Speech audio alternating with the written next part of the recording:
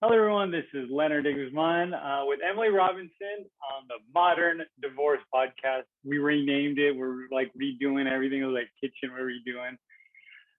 So it's September 8th, 2021. Seems like fall started already. I mean, it has started. School I know started. There's like a lot of people on the freeway now in LA. So what's going on, Emily? Yeah, kids are back at school. Things feel a little more normal, although still definitely not normal with all this Delta stuff and all that going on. But at least it's starting to feel a little bit better. Yeah, it's like I hear people are like traveling, to places. I know like a trip to Maui is like $200 or something, which is unheard of. I So things know. are picking up, and I hear UK, because soccer is opening up. I think so. It's different, right? For every whether it's state, country, even counties.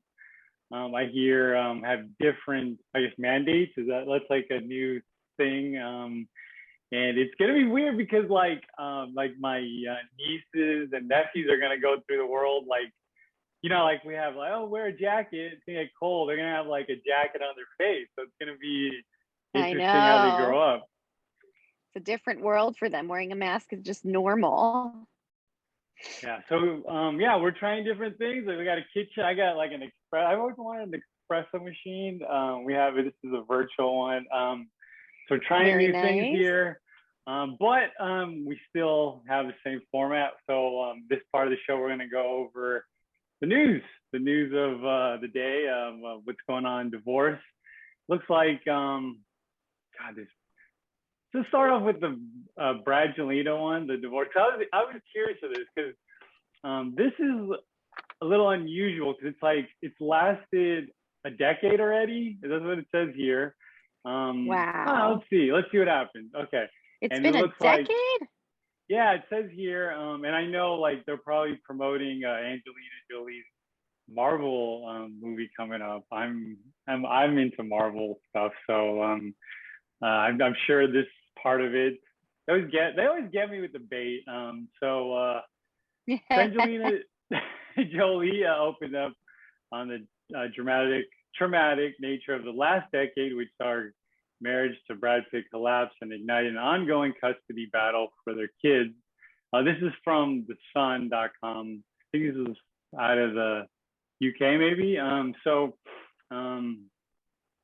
they were wed. Brad and Angelina Jolie were married from 2014 to 2019, which is kind of weird because this whole divorce thing lasted longer than their marriage. Um, so she talks about after spending 12 years together, Angela. Okay, so there, 12 years. Angelina recited irreconcilable differences on the divorce papers. Since then, their split has been embroiled in bitterness, with the pair currently locking horns in a nasty custody dispute over their 6 kids. And Angelina making it clear she wants them to testify. The human rights advocate has been fighting Brad in divorce court since they split in September 2016 and has now opened up on her raw suffering and aftermath. So this thing comes up about children's rights. The former couple share 6 kids together. Early in the interview, the Golden Globe Award winner spoke of the deferring rights according to children in both Europe and the US. It has been reported Angelina wants her kids to testify in the custody case after seeking advice from children's therapists. Court documents previously revealed 3 of their brood were willing to do this in front of a judge. When addressing whether she previously feared for her family, Angelina candidly replied, "Yes, for my family, my whole family." She added, "I am not the kind of person who makes decisions like the decisions I had to make lightly. It took a lot for me to be in this position where I felt like I had to separate from the father of my children." So this is kind of weird. Following a review, the FBI and Los Angeles County Department of Children and Family cleared the actor of any wrongdoing. So there's an ongoing battle. Back in May, Judge John W. Odenkirk granting joint custody to the Fight Club actor. I love how they refer to old movies. That was a good movie. I like that one. I love that movie. Should do a movie podcast because we have all this overlap. However, a California appeals court reportedly disqualified the judge because he allegedly had not sufficiently disclosed matters involving the 7 years in Tibet actor. I think we mentioned that in a previous episode. It's believed the lower courts ruled in Angelina's favor to remove Judge Odenkirk and dropped his ruling from the custody case. Just days ago, Brett slammed Angelina's custody win and demanded a review of the private judge ruling that sacked his 50-50 agreement. So a statement from Brad Pitt's lawyers: we are seeking review in the California Supreme Court because the temporary judge who had been appointed repeatedly renewed by both sides was improperly disqualified after providing a detailed fact custodial decision following a lengthy legal process with multiple witness experts. So this is it looks like it's not gonna end anytime soon, and this probably takes some taxpayer money, I assume. Is this ever gonna end, or is this something that's just gonna go on for another decade?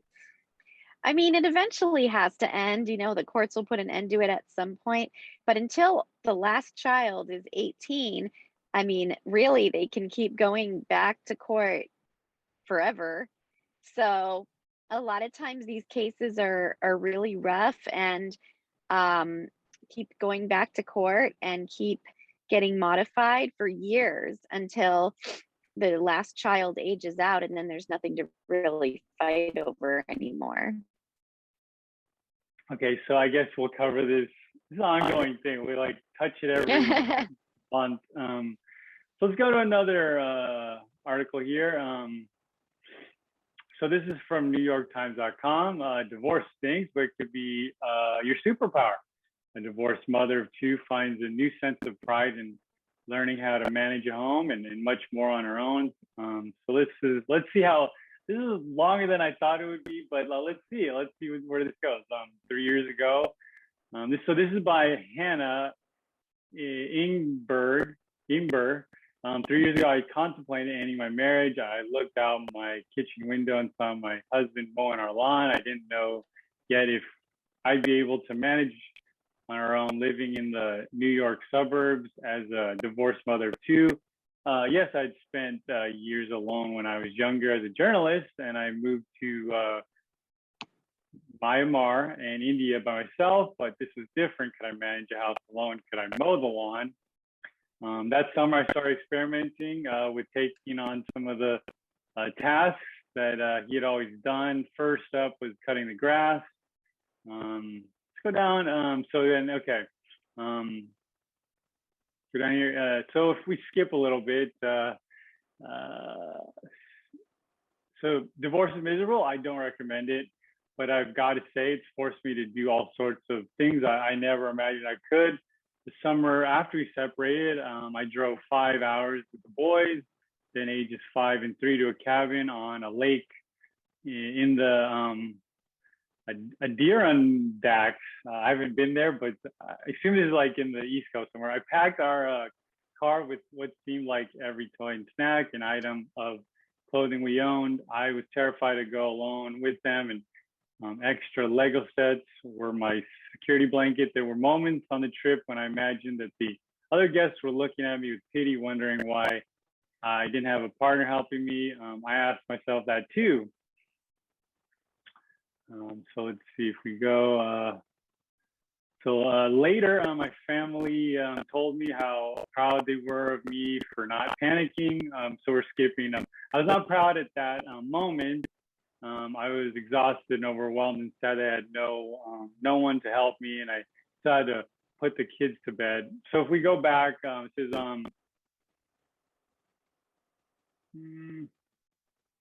it's a long story. So yeah, I mean, I've skipped over a few things, but yeah. I think it brings up an important point, which is that, I think a lot of times people are scared to do the tasks that they didn't typically do during the marriage. Like usually there's a division of labor, this person does the cooking, this person does the lawn cutting, or, whatever it is, excuse me, that your family does. And I do think it's really important to try and take on the tasks that the other person does so that you know that you can do them yourself. Such as, if you don't mow the lawn, try mowing the lawn. Make sure you can do the things that you are afraid to do or that you're afraid you can't do. And as far as taking a vacation by herself, like that's really, really brave. There's other options too, though. You can go with another single mom or a friend or that, and maybe she preferred that over going with another relative or something, but have to be open-minded. Okay, you're a little laggy. I think we got some good talking points there. Let's go to the next. Go ahead, sorry. Yeah, you're a little laggy, but I think it's okay. We'll okay. Deal with it. This happens all the time. You got no signal. You just kind of have to figure it out. So this one's from the Washington Post. This one's an Ask Amy, but since Amy isn't here, we'll ask Emily. So let's have fun with this one. So this one is as a 70-something husband chases teen, wife gears up for divorce. So my husband and I are both seniors. He works full time and I work part time. We've been married for over 25 years. He recently told me that he's involved in a relationship with a 19-year-old girl. When I pressed him for details, he said that they communicate several times a day and have been in touch every day for the past 2 years. I'm devastated and repulsed by what he told me in a very calm but smug way. The more I cried, the more sadistic he became. I kept asking why. He finally said he wanted someone younger. I am 13 years younger than he is. He insists that there was no physical intimacy and he was only trying to help her. What do you think? Is he just trying to hurt me or maybe throw me off? Now there is an ugly divorce ahead. Should I just resign myself to take a divorce settlement as offered or fight for everything I can get? I have an attorney who advised me to figure out our assets and debts and get ready to split them since we live in a no fault state. I'm already in therapy, but it hasn't helped my state of mind. Well, I think that attorney's advice is good because in no fault states, it doesn't matter who did what to who. Everything's going to be split equally. So I think she has to weigh her risks and say, okay, here's what we have. This is how it would get split, So if he'll agree to that, then that's a fair settlement and it's not worth it to go to court. If he won't agree to that, then it may be worth it to fight. But you also have to factor in the attorney fees to fight. And if those are going to suck up any extra money that you would get, it may not be worth it to fight. So it's really a financial calculation of what makes the most sense and what's going to give you the best results with the least amount of time and stress. And that's different in every case. In some cases, it's better to settle. Some cases, it's worth it to fight. It just depends on how reasonable the other side will be. Okay, let's go to the next one. This is interesting. I've heard people hosting international students. So this one is, so before the pandemic, I hosted a small group of international students in my home over holiday break. My children attend college out of state. My kids were upset with me saying that I should let them know that strangers will be at the home so they can make other plans. The argument is that they come home to spend time with me and not with people whom they don't know. They feel this is their time to catch up and let their hair down. What are your thoughts? The program I volunteered for is starting back up and has reached out to me. I enjoy a surrogate enjoy being a surrogate to the students who are so far away from their own families, but do not wish to alienate my own children. Yeah, this isn't divorce, but a divorce ages was the same article. So is there any like we can do with that one or anything? Well, it's Any a good, situations? I mean, it's a good parenting question. Like at some point, you know, you deserve to get your life back. You spend 18 years plus doing everything you can for your children and bending over backwards to give them the best life you can. And I say this having children, so I know what it's like. And at what point do you get to just be your own person again and make decisions for yourself and do things for you? And you would think, okay, well, maybe that's when my kids are 18 or 20 and they're out of the house. That's when I can start doing my hobbies again and doing the things that I want to do again. And that's hard because if your kids are giving you a hard time about that, then you feel guilty. But I think at some point it's okay to say, look, I'm a human too, and this is something I need for myself. I think kids a lot of times look at their parents as um, not as humans, they're just your parents. You don't look at them as people with their own interests and lives. And I think kids, especially kids that age who are adults, um, they need to understand that parents are people too. All right. I I guess I mean I guess you get replaced. Like my parents are I guess what do you call empty nesters, and my nephew's taken over the upstairs. I think he's taken over my brother's old roof. So yeah, that's just feel like displaced, like that you never existed. So yeah, so I don't know. That's the closest thing I could relate to. It's similar for sure. Okay. All right, let's get to this part of the show where people post online and ask Emily. It's called Dear Emily.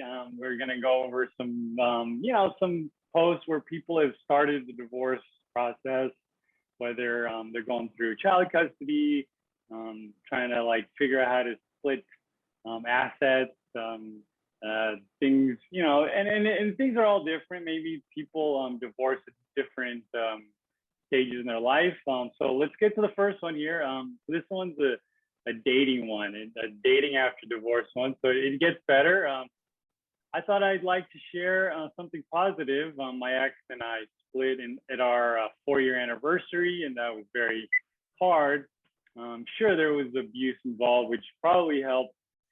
But I was starting down some fears of mine about being alone, healing, and thriving. I recently met a fantastic woman, and we are getting along great. And we have our first date later this month. Divorce doesn't have to be a sentence of being single forever. I'm starting to see some of the healthy things I didn't get to experience, and it's been great. I wanted to encourage everyone to hang in there. Life can get better, and remember, life is 10% what happens and 90% what you do about it. Wow. Well, I think that that's very positive and very true. And it's a good message to people that, life isn't over at divorce. You can move on, you can be happy again. And you're the one who controls that. So you need to make sure that you put yourself out there again and see a therapist or whatever you need to do for your own mental health. But there is life after divorce and it can be really good. Here's another one about dating. So we're separated. Husband wants to try dating again. My husband and I have been separated for about 4 months, and I haven't seen him since. He moved out about 3 months ago. Our initial agreement was to separate, see how we feel, work on ourselves, and come back together in 6 months to see where we're at. For context, he broke up with me because we were fighting a lot, and we had long-standing issues, and his own mental health issues were affecting us. I was heartbroken. Didn't want this.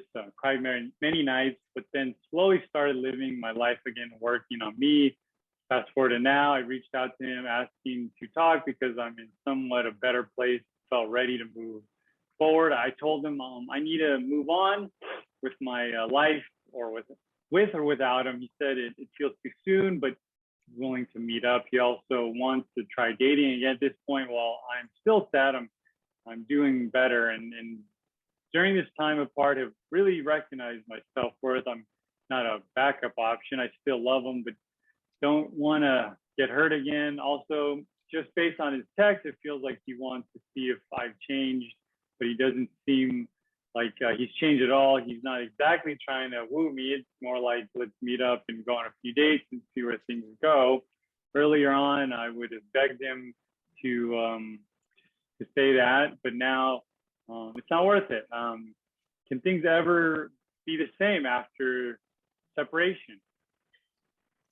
Well, it sounds like that person is in a much better place now and the space has helped. I mean, I don't know if things would be exactly the same, but you wouldn't want them to because they weren't going well. I think things can definitely be better.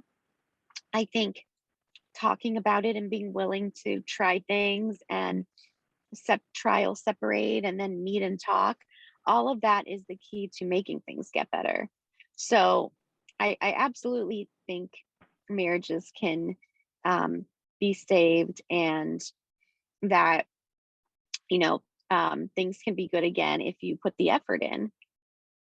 Now, that's not every marriage. I mean, some marriages can't be saved, and there's other issues that are deeper, but they both seem to want to work on it. So I've seen that work many times. Okay, let's see. This one is a getting started one. The next one, possible divorce after 2 years of marriage.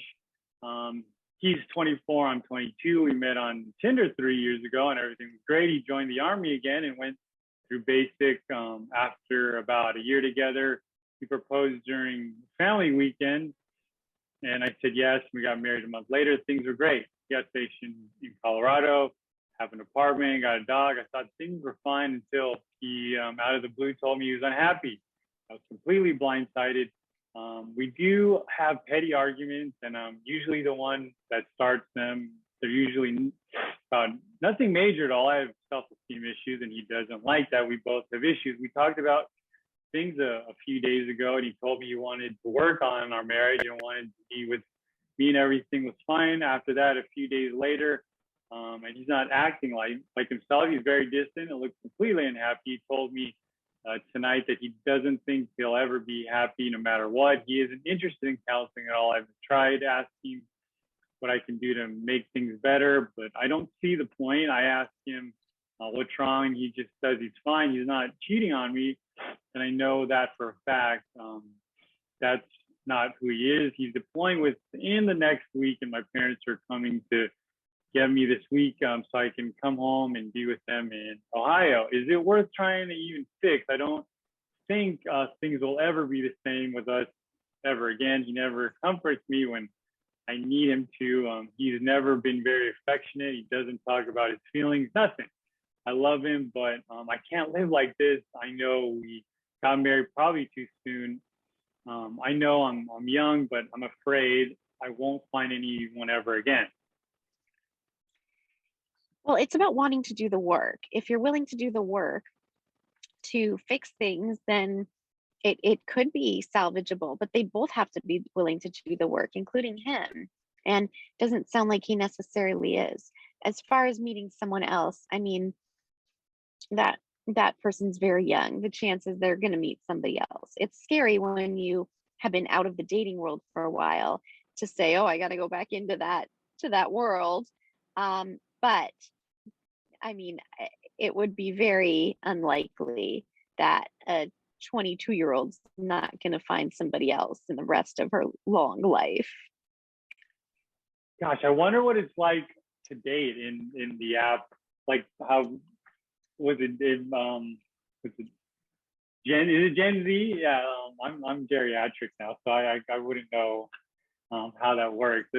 So like people probably date like this. They probably get on Zoom and put the kitchen up and show like maybe how maybe they're cooking. I saw that eHarmony commercial. So Anyways, That's what that's what it seems like. I mean, that's what dating seems to be these days.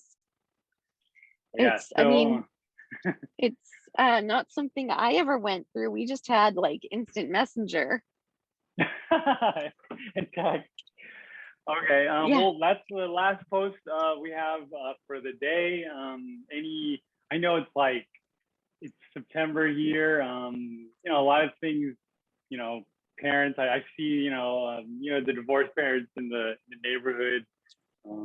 Taking their kids out, and it's always interesting because like I see like on Fridays, and it was weird because post pandemic I would know which kids were the kids getting picked up by their like mostly like their father, and now it's kind of like I don't know if they aged out or they drive maybe to the father's house, but is there like something like different, or maybe it's just my particular neighborhood?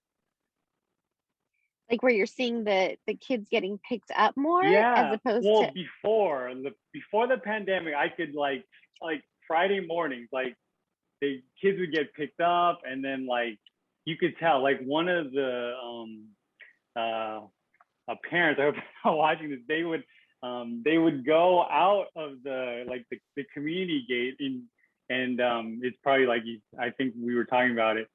They had a restraining order, and that's why they would have to go that distance. But it was like on a Friday, particularly Friday morning. And because maybe this was before the pandemic, and now I don't see it like during the pandemic. Is that well, a trend or? I think a lot of people have shifted their schedules, especially with all the homeschooling. I don't think it's a trend to necessarily fully modify custody, but I definitely have noticed people alter the exchange locations and the times and even the days and things like that based on, who's working from home and all the pandemic stuff. Okay, so it just throws everything in flux. Everything's just like kind of like Yep. improv in a way. Okay, so thanks everyone for joining us on the Modern Divorce podcast. We'll see everyone next week. Bye.